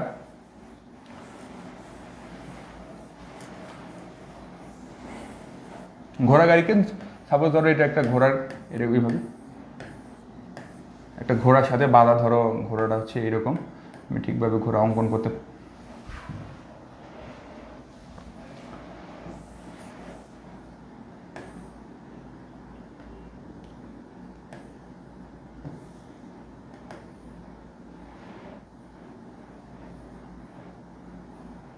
ধরো হচ্ছে এটা একটা ঘোড়া, ঠিক আছে? তো ঘোড়াটা কি আমার এইভাবে যাচ্ছে, ঘোড়া গাড়ি টেনে টেনে নিয়ে যাচ্ছে আর কি।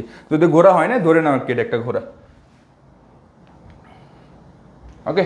তাহলে ঘোড়ার ক্ষেত্রেও কি আমার সেম, ঘোড়াও কি কোনা বরাবর এভাবে একটু অ্যাঙ্গেল করে কি সে মাটিতে একটা তোমার বল প্রয়োগ করে, সে বলের প্রতিক্রিয়া বল আমরা এফ বল পাই হচ্ছে এই বরাবর, তাই না? তো এই বলে কি আমরা দুইটা অংশ পাই, এদিকে পাই কি আমার এফ কস থিটা, যদি এই কোনটা যদি থিটা হয়, উপর বরাবর কি পাবো F sine theta, F sine theta পাবো, তাই না?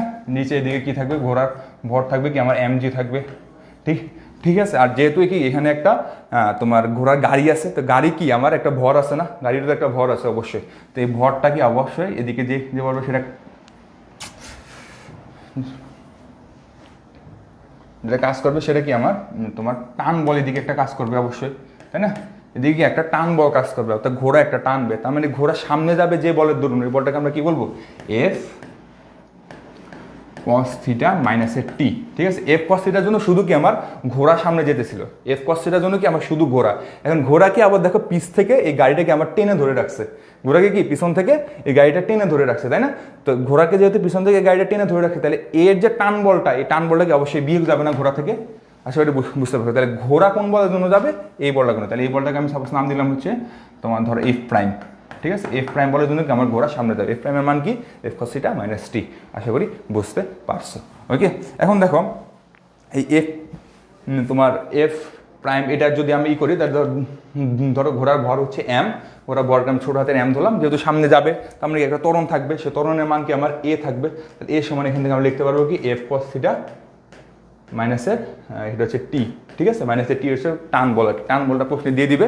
তো এখান থেকে একটা দুইটা এমসিকিউ কোশ্চেন বা তোমার সিকিউতে গ নাম্বার আসতে পারে, খুব সহজ কোশ্চেন এরকম টান বলা দিয়ে দিবে, এভাবে চলে আসবে আর কি, বুঝছো? আশা করি বুঝছো। এরপরে দেখবো হচ্ছে আমরা বন্দুকের গুলি ছোড়া, এটা তোমরা 9 10 শিখছো। হ্যাঁ একটু দেখাই,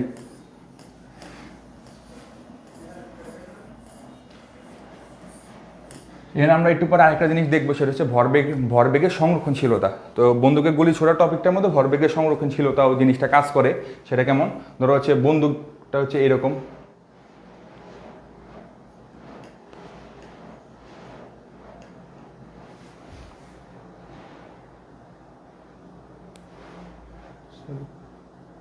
আচ্ছা বন্দুকটা হচ্ছে ধরো হচ্ছে এরকম বন্দুক, তাহলে এদিক দিকে আমরা গুলি ছুড়বে আর কি। তো গুলিটা সাপোজ কি রে ভাই এরকম হচ্ছে কেন?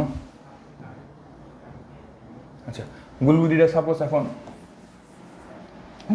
গুলিটা সাপোজ এখন এই জায়গায় আছে, তাহলে বন্দুকটা এখন স্থির আছে না, তাহলে বন্দুকের বেগ কত ইউ, বন্দুকের বেগ ধরলাম হচ্ছে কি আমি ইউ, এবং তোমার U1 এবং ধরো গুলি আছে, গুলির বেগটাকে ধরলাম আমি কত V1, গুলির বেগটাকে কত ধরলাম, সাপোজ হচ্ছে V1 ধরলাম আর কি। তো গুলির ভর হচ্ছে আমি স্মল m ধরলাম এবং গুলির ভরটাকে ধরলাম হচ্ছে কি আমি গুলির ভরটাকে স্মল m এবং বন্দুকের ভরটাকে আমি ক্যাপিটাল M ধরলাম। তারপরে আমার তোমার গুলিটা তখন ছুড়ে দিছে, ছুড়ে দেওয়ার পরে তোমার গুলির বেগটা কত হইলে V2 হইলে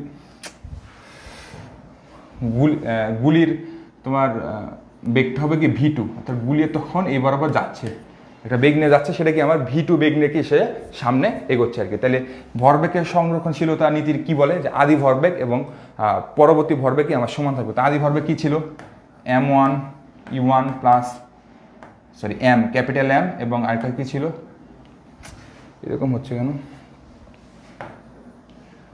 M V1 শুধু ক্যাপিটাল M U1, এটা সমান কি হবে আমার M U2 plus M V2 হবে। তো এখানে দেখো শুরুতে যখন স্থির ছিল U1 এর মান কত ছিল, 0 ছিল, V1 এর মান কত ছিল, 0 ছিল। তো দুইটা যদি 0 হয় তাহলে এই টোটালটা মান কি পাবো আমি, 0 পাবো, কারণ এখানে U1 এর মান 0, V1 এর মানও কত 0। তাই এটা সমান কি পাচ্ছি আমি M U2 plus M V2। ওকে, তাহলে এখানে V2 এর মান দিয়ে দিবে তোমাকে, V2 কত, বন্দুকের ভর, এটা হচ্ছে ক্যাপিটাল M, এটা হচ্ছে কি আমার ক্যাপিটাল M। ওকে, তাহলে এখান থেকে আমি যদি এই U2 এর মানটা বের করতে চাই তাহলে কি হবে U2 বলো তো আমার, U2 হবে কি আমার U2 সমান আমি লিখতে পারবো কি মাইনাসের M V2 divide by capital M। এখানে দেখো কি মাইনাস চিহ্ন আসে, মাইনাস চিহ্নটা কেন আসে বলো তো, মাইনাস চিহ্নটার কারণ আছে তোমরা যেভাবে গুলি ছোড়া দেখবা, গুলি যাবে সামনের দিকে, বন্দুক যাচ্ছে পিছনের দিকে, অর্থাৎ আমার ঘাড়ের মধ্যে একটা বাড়ি মারে আর কি, তাহলে গুলিটা কি আমার পিছনের দিকে যায়। এটা কেন যায়, এটা যায় আছে নিউটনের তৃতীয় সূত্রের দরুন। ঠিক আছে, সকল ক্রিয়া দেখে কি সমান বিপরীতমুখী প্রতিক্রিয়া বল থাকে আর কি। তাহলে কি এটা কি আমরা ভরবেগের সংরক্ষণশীলতা কি আমরা বের করতে পারি আর কি, যেহেতু মাইনাস আসছে তার মানে কোন দিকে যাবে, সে বিপরীত দিকে যাবে আর কি। যেহেতু সামনের দিকে যে গুলি যেখানে যাচ্ছে ওইটার বেগটাকে আমি প্লাস V2 ধরে নিছি, প্লাস কি V2 ধরে নিছি। ওকে, আশা করি বুঝতে পারছো। এরপর হচ্ছে রকেটের ধাক্কা, এই জিনিসটা দেখবো অনেক বড়ভাবে দেখবো আর কি। ওকে, রকেটের ধাক্কা আপাতত দিকে আলোচনা করতেছি না, এটা নিয়ে আমরা অনেক ম্যাথও করবো সামনে। ঠিক আছে, তো সামনের দিকে যাই। আচ্ছা, সিস্টেমের ত্বরণ, সিস্টেমের ত্বরণ জিনিসটা কি দেখো, সাপোজ ধরো এখানে একটা বস্তু আছে, এর সাথে লাগানো আরেকটা বস্তু আছে, এর সাথে লাগানো আরেকটা বস্তু, এইভাবে আছে। এখন এই বস্তু সবগুলোকে এই বরাবর কোনো একজন ব্যক্তি টানতেছে, ঠিক আছে, টান রেখে কোন বলে টানতেছে, এই বরাবর F বলে টানতেছে। ঠিক আছে, তাহলে এই বস্তুর ভর হচ্ছে M1, এই বস্তুর ভর হচ্ছে M2, এই বস্তুর ভর হচ্ছে কত M3, কত বলে টানতেছে আমার F বলে টানতেছে। ওকে, আচ্ছা, তাহলে এখন F বলগুলি টানে, তাহলে কী হবে দেখো, F সমান আমরা কি লিখতে পারবো M ইন্টু A। F সমান আমরা সূত্র কি জানি, M A জানি, তো বড় হাতের M ইন্টু A জানি, সূত্রটা ভর ইন্টু ত্বরণ। তাহলে বস্তু যদি সামনে যায় তাহলে এখানে F সমান কি পাবো M। M মানে কি এখানে যে কয়টা বস্তু আছে সবগুলো বস্তু কি আমার যোগফল হবে, তাহলে সবগুলো বস্তু যোগফল কি হবে M1 plus M2 plus M3 into কি হবে আমার A হবে। আসলে বুঝছি, তাহলে এখানে A এর মান কি পাবো, A এর মান পাবো হচ্ছে কি আমার F বাই M1 plus M2 plus M3। ঠিক আছে, আশা করি বুঝতে পারছো। তাহলে এখানে যে ত্বরণটা পাইছি এই ত্বরণটাকে আমরা কি বলতেছি সিস্টেমের ত্বরণ। সিস্টেমের ত্বরণ মানে কি এই ত্বরণটা একই সাথে M3 ত্বরণ, একই সাথে M2 ত্বরণ, একই সাথে M1 এর ত্বরণ, একই সাথে তিনটা বস্তুর ত্বরণ, কারণ তিনটা বস্তু তো সেম বেগে যাচ্ছে বা সেম ত্বরণ নিয়ে যাচ্ছে এদিকে, তাই না, সেম ত্বরণ নিয়ে গেলে কি আমার তিনটা বস্তুর ত্বরণ হচ্ছে এই জায়গায়। এখন কোশ্চেনটা হচ্ছে সাপোজ এরকম দেয়া, এখানে সিস্টেমের ত্বরণ কি পেয়েছি আমি, সিস্টেমের ত্বরণ আমি এখানে লিখে রাখি A সমান F বাই M1 plus M2 plus M3। Okay, আচ্ছা, প্রশ্নটা হচ্ছে তোমার এই বিন্দুতে, এই বিন্দুর নাম দিলাম হচ্ছে A বিন্দু, এই বিন্দুর নাম দিলাম হচ্ছে B বিন্দু, এই বিন্দুর নাম দিলাম হচ্ছে কি আমি C বিন্দু। প্রথম কোশ্চেন, C বিন্দুতে তোমার বল কত প্রযুক্ত হবে, C বিন্দুতে বল কত কি আমার প্রযুক্ত হবে, C বিন্দুতে বল কত প্রযুক্ত হবে। তো এটা আমি কীভাবে বের করবো, FC সমান কি আমরা জানি MA, FC সমান কি জানি MA, FC সমান MA। তাহলে এখানে এমটা কত হবে C বিন্দুতে, দেখো তো C বিন্দুতে বলটা যাচ্ছে এইদিকে, মানে সিস্টেমটা যাচ্ছে কোন দিকে, সামনের দিকে। তাহলে C বিন্দুর জন্য ভর কত, শুধু কি আমার এই বস্তুটা না C বিন্দুর কোনো ভর, তো এই বস্তুটাকে আমরা কি ধরছিলাম, এই বস্তুটাকে ধরছিলাম হচ্ছে M। হ্যাঁ, এই বস্তুটার ভর ধরছিলাম আমরা হচ্ছে m1, তার মানে সি বিন্দুতে শুধুমাত্র ভর কার্যকর কোনটা, m1 ভর কার্যকর। তাহলে সেক্ষেত্রে এখানে এই m এর মান কি হবে আমার m1, এটা কি আমার এফ সি। আর এটা কি, এটা হচ্ছে ত্বরণ, ত্বরণটা কি আমার টোটাল সিস্টেমের ত্বরণ, সে ত্বরণটা কি আমার f বাই m1 plus m2 plus m3। তাহলে f বাই m1 plus m2 plus m3, আশা করি বুঝছো। ওকে, তো এখন কোশ্চেন একটা দিই। সাপোজ ফর সে তিনটা বস্তুরই ভর same M M M. Question হচ্ছে তোমার প্রশ্ন যে বি বিন্দুতে প্রযুক্ত বল কত, প্রযুক্ত বল কত। এই কোশ্চেন অ্যাডমিশনের জন্য গুরুত্বপূর্ণ, খুবই সহজ টপিক, অ্যাডমিশনের জন্য খুবই গুরুত্বপূর্ণ। এটা অনেক বিশ্ববিদ্যালয় ভর্তি পরীক্ষা আসছিল, তোমাদের এসএসসির জন্য গুরুত্বপূর্ণ, এগুলো দিচ্ছে আর কি, যে বি বিন্দুতে প্রযুক্ত বল কত। তাহলে প্রযুক্ত বল আমরা এর সময় লিখবো কি এম এ। ওকে, তাহলে এফ এর সমান কি, এর সমান দেখো হচ্ছে কি বি বিন্দুতে এম, বি বিন্দু তাহলে ভর কত, এ এম নাকি শুধু এ এম না, দেখো বি বিন্দু সামনে যেহেতু আছে, প্রশ্ন এদিকে যাচ্ছে, তাহলে এই জায়গায় একটা ভর আছে, এখানেও কি একটা ভর আছে, তাই না। দুইটা ভর কি আমার বি বিন্দুতে প্রযুক্ত হচ্ছে, দুইটা ভর, তার মানে এখানে ভর কত হবে 2m হবে, বুঝছো। দেখো বস্তুটা কোন দিকে সামনে যাচ্ছে, বি বিন্দু দেখে আমি চিন্তা করবো এর পিছন দেখি সে আরো দুইটা বস্তুকে টান দিচ্ছে, তাই না। তাহলে দুইটা বস্তুকে টানলে এর ভর m, এর ভর কি m, তাহলে কি টোটাল ভর কত হবে 2m হবে। তাহলে এই m এর জায়গায় কত লিখবো আমি 2m, আর এর জায়গায় কি f বাই m1 প্লাস m2 প্লাস কত m3, যেহেতু তিনটাই সেম তাহলে কি আমার 3m হবে আর কি, তিনটা ভরই সেম 3m হবে। ওকে, তাহলে এখানে 2 কাটো, তাহলে কত পাবো এখানে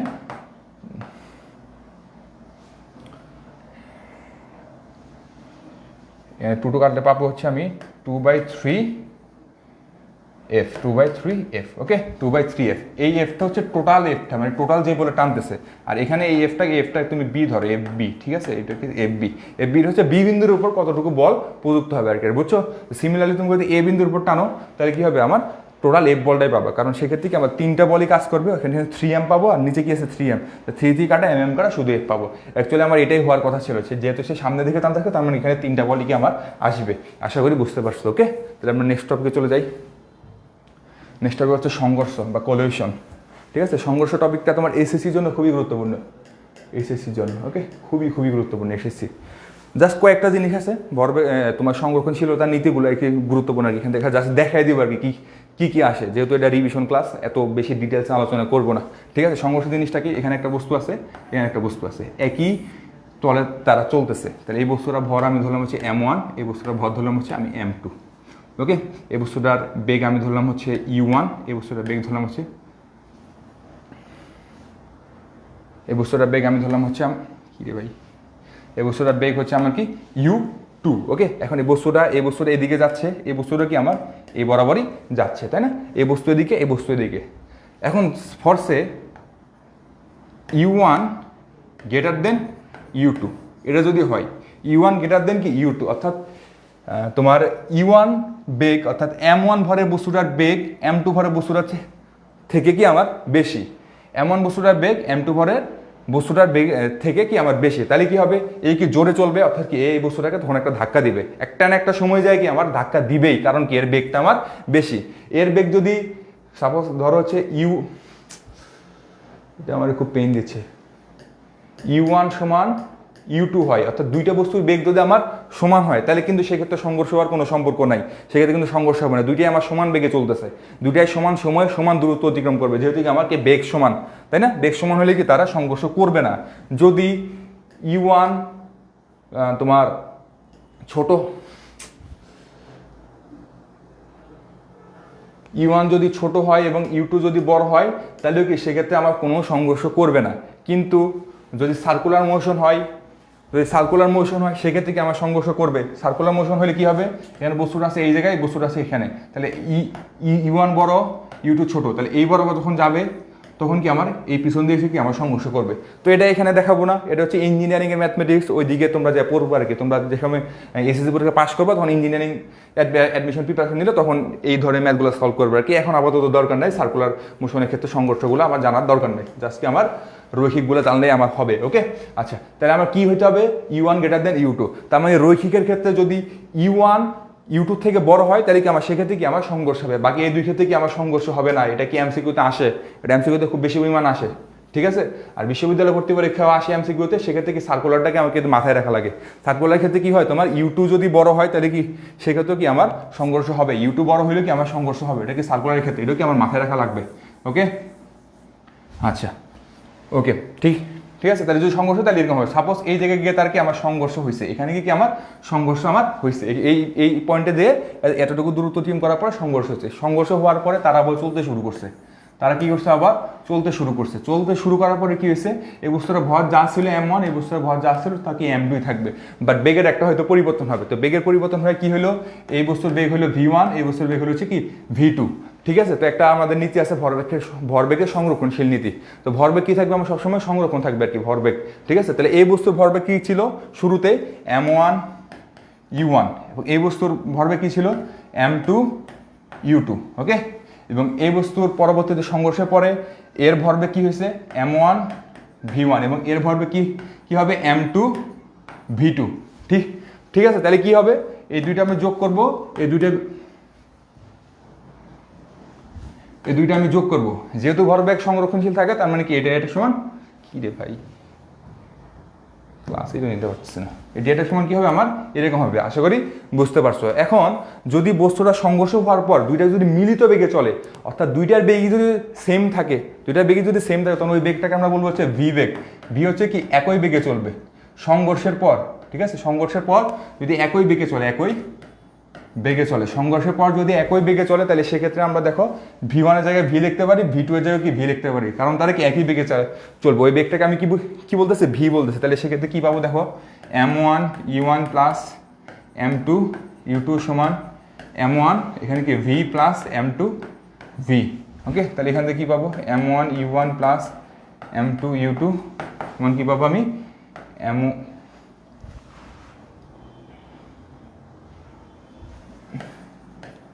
m1 প্লাস m2, এখানে পাবো হচ্ছে আমি v।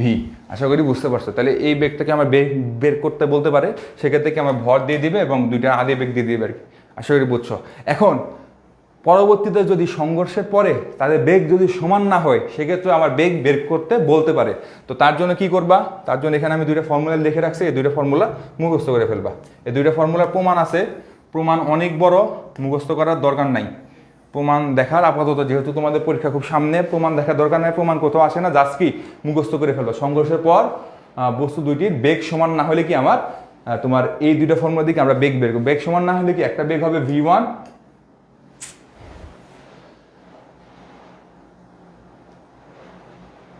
হ্যাঁ একটা বেগ হবে হচ্ছে v1, কি রে ভাই,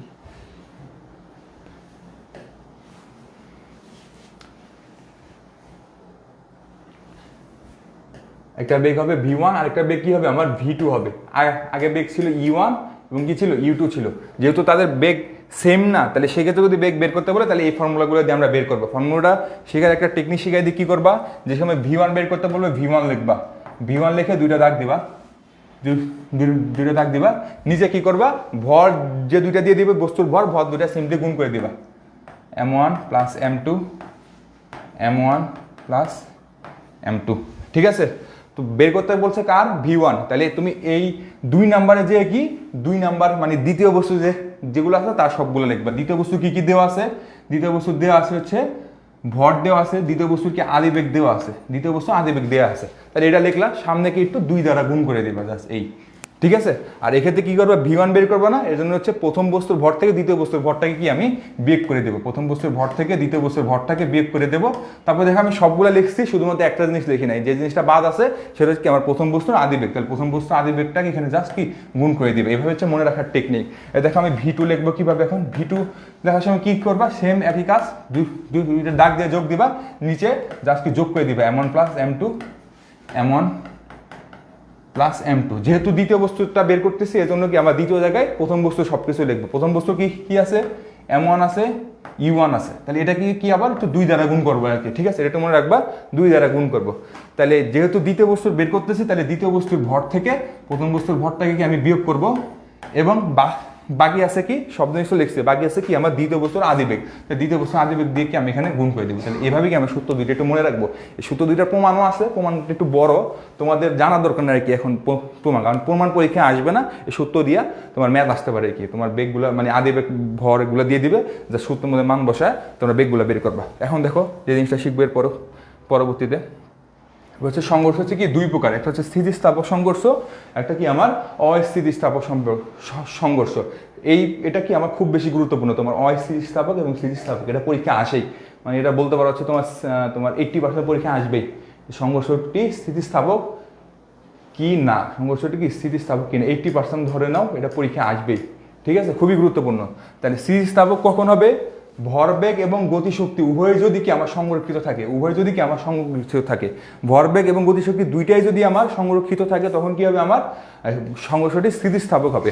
সংঘর্ষটি কি হবে, স্থিতিস্থাপক। ভরবেগ সংরক্ষিত মানে কি m1 u1 plus m2 u2 সমান m1 v1 plus m2 v2, এই জিনিসটা মিলতে হবে।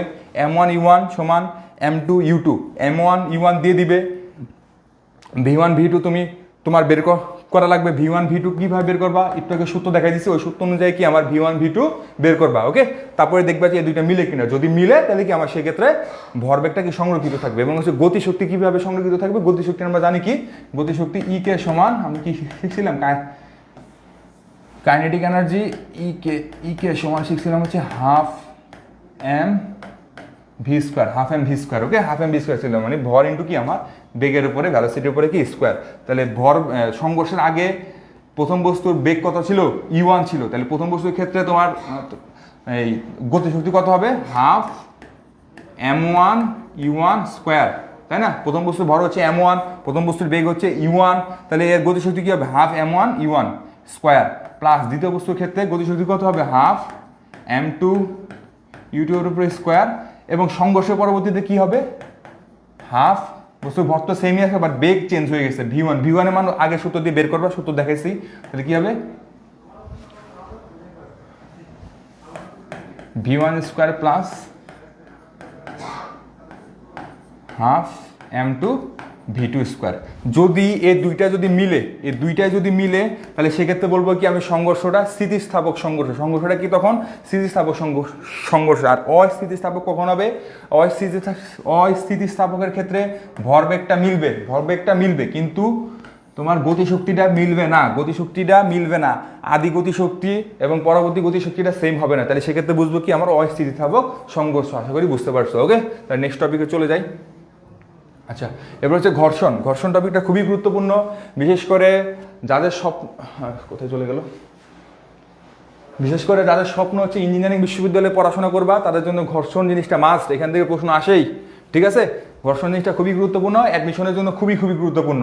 তোমার এইচএসসিতে তো প্রশ্ন আসেই, সবচেয়ে বেশি গুরুত্বপূর্ণ ঘর্ষণ হচ্ছে অ্যাডমিশনের জন্য। আচ্ছা, আমরা শুরু করি, ঘর্ষণ একটু বিস্তারিত আলোচনা করবো ঘর্ষণটা। ওকে, যেহেতু তোমার এটা হচ্ছে এইচএসসি প্লাস অ্যাডমিশন,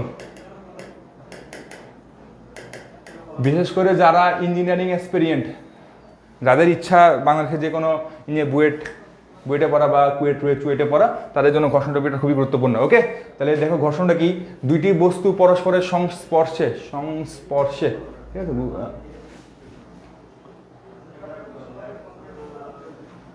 আচ্ছা, তার আগে একটু কমেন্ট পড়ে নি তোমাদের, ধরো তোমরা কেউ কিছু বলতেছো কিনা একটু দেখিনি।